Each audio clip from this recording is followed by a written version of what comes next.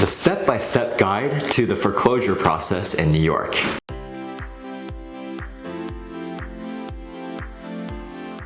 Number 1. The bank sends an initial notice of default. After the borrower misses mortgage payments, the lender will send an initial default notice by mail, notifying the borrower that he or she is behind on payments and that the borrower has a certain amount of time to become current on payments, for example, 30 days. Number 2.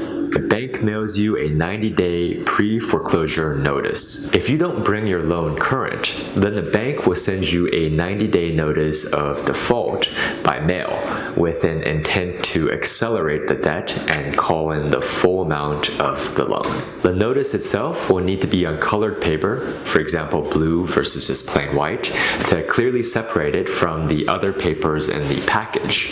And it will have big, bold letters stating that this is a 90-day notice. Essentially, the lender is required to mail you this package at least 90 days before starting a court case against you as the borrower. And this package will also contain information on how to get help. Number 3, the bank files a lis pendens on the property. At this stage, the foreclosure case officially starts and the lender will kick off the legal proceedings by filing a lis pendens on the property.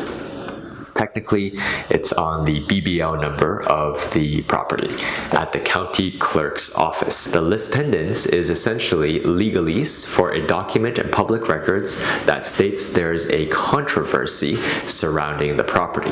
Note that this controversy doesn't have to be a mortgage or mortgage related. There could be a lis pendens for a mechanic's lien or some other breach of contract claim. The bank files a summons and complaint and serves the borrower. In this next step, and concurrently with the lis pendens filing, the bank will also file a summons and complaint with the court against the borrower. The summons essentially explains that the lender is filing a lawsuit against the borrower, and the complaint details the basis for the filing. For example, the borrower hasn't paid the mortgage, lender has the right to collect payment and intends to foreclose on the property in order to do so, etc. Banks would typically serve the borrower with a summons and complaint in person versus by mail due to the liberal nature of the courts in New York. Otherwise, borrowers could very easily claim in the 11th hour that they never received the summons and complaint by mail. You know what? Judges will usually buy this story in New York. Note, however, that this is the only time it will come by, something will be served by hand versus by mail. All other notices are typically sent by mail. An answer to the complaint is due from the borrower. An answer to the complaint is due in 20 days if the borrower was served in person, or 30 days if the borrower was served by mail. The answer should tell the borrower's side of the story and should include not only the borrower's defense to the claims, but also any claims that perhaps the borrower has against the lender. Mandatory settlement conference. In New York, regardless of whether the borrower actually responds to the complaint, a mandatory settlement conference will be scheduled, no matter what, to get the parties together to see if they can work something out to avoid a foreclosure. As long as the borrower attends the settlement conference and gives the most even basic of answers, he or she will have another 30 days. One lawyer who specializes in foreclosures in New York told us recently that theoretically borrowers could go back to mandatory settlement conferences 10 or 11 times if they aren't able to make an agreement with the lender to modify the loan. Keep in mind that during all of this time, everything is stopped until a determination can be made on whether a loan modification might be agreeable. This can go on for a couple of years. And oftentimes the bank will simply give up and agree to a favorable loan modification. Remember that the courts in New York tend to be so liberal that they'd allow borrowers with no income to keep coming back to court to delay the process. Why? Well, because the extremely liberal courts in New York ultimately and simply don't want foreclosures to happen. The discovery process if no settlement is made. If a settlement is made during the conference, then the case is over. If, however, a settlement can't be agreed on, both parties will then gather information from each other during what's called the discovery phase, or the discovery process. During discovery, the borrower's attorney will serve the bank's attorney with discovery demands such as proof of the chain of title, payment history, and so on. Note that the courts in New York tend to put the onus on banks' attorneys to certify that everything in the summons and complaint is true, and that all original documents referenced are in their possession. This can be a real problem for lenders if the loan was actually originated by another bank and has since been sold, diced up, or assigned one or more times. Savvy borrowers' attorneys could claim that the lender has no standing and doesn't have the right to bring action if the bank wasn't the original lender and doesn't have the original documentation and paperwork. For example, the bank could be in real trouble if it fails to provide proof of the chain of title all the way from the original promissory note to every assignment to a new lender. Motion for summary judgment and order of reference. After the discovery process, where the lender will also collect information from the borrower, such as pay stubs and account statements, the lender will ask the court for a judgment without trial and for the court to appoint a referee, which is usually an attorney, to decide the amount owed. Keep in mind that a summary judgment means there's no issue of fact yet to be determined, and that this is rarely the case in real life. Regardless, banks will make this motion and then it will take another 5 to 6 months usually to get in front of a judge.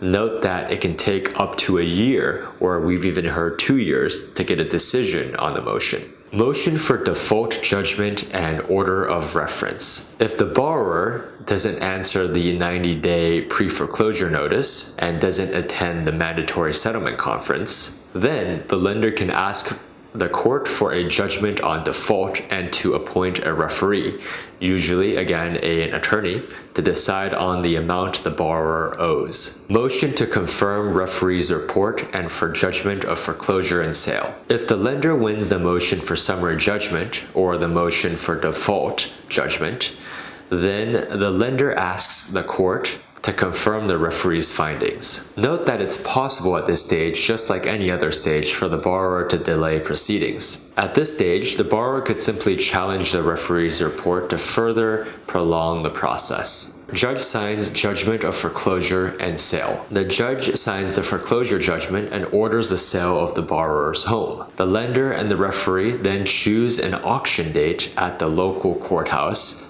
i.e., typically the county courthouse's steps. The sale must be advertised once a week for 3 weeks in a local newspaper. That advertisement will list the property's address and list when and where the foreclosure auction has been scheduled. It'll also include the estimated amount owed to the lender. The foreclosure auction is finally held. On the day of the public sale, the quote-unquote upset price will be posted outside the courtroom, which is kind of a reserve price for the bank. The upset price is typically the amount owed by the borrower, plus any fees, interest, and any other costs accumulated in the interim. If the property sells for more than the upset price, then that additional money is called a surplus to which the borrower is entitled.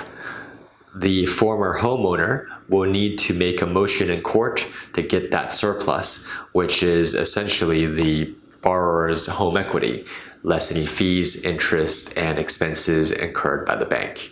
In rising markets, we've seen cases where a borrower who hasn't paid their mortgage in years ends up actually making money in a foreclosure.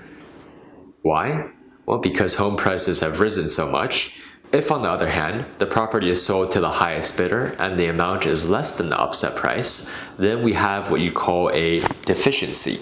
In a deficiency scenario, the bank is still owed some money and can sue for the difference. However, the bank will only have 90 days to initiate proceedings after the foreclosure sale. It's interesting to note that once a foreclosure takes place, all junior liens, including home equity loans and mechanics liens, are wiped out and no longer secured by anything. So this means all junior debts effectively become unsecured debts like credit card debt. And thus, second lien lenders will need to also sue to recover their deficiency immediately after the foreclosure. A trial happens if the lender loses the motion for summary judgment. The last possibility to explore is the scenario where a mandatory settlement conference fails to produce an agreement, and the judge declines the lender's motion for summary judgment after the discovery process. In this situation, a trial occurs and the lender must prove its case to the judge. Both sides will testify and show evidence, and the judge makes a decision. As previously discussed, the onus is often more on the lender than the borrower in New York's liberal-minded courts. The bank will have to prove that they have everything in order, such as the chain of title, payment history, etc. This process can easily take several months, but remember, the courts are inclined to make life difficult for lenders and to do everything possible to force big banks to settle with homeowners. So there you have it. We hope you found this video helpful. My name is Chris at Houseit. Houseit is the largest assisted for sale by owner and buyer agent commission rebate company in New York City, established 2014. We can help you save up to 2% on the buy side and up to all 6% on the sell side and broker commissions. If you're interested, check us out, www.houseit.com. The spelling is below. Leave us a comment, hit like, subscribe if you like what you see, and please check us out next time. Thank you.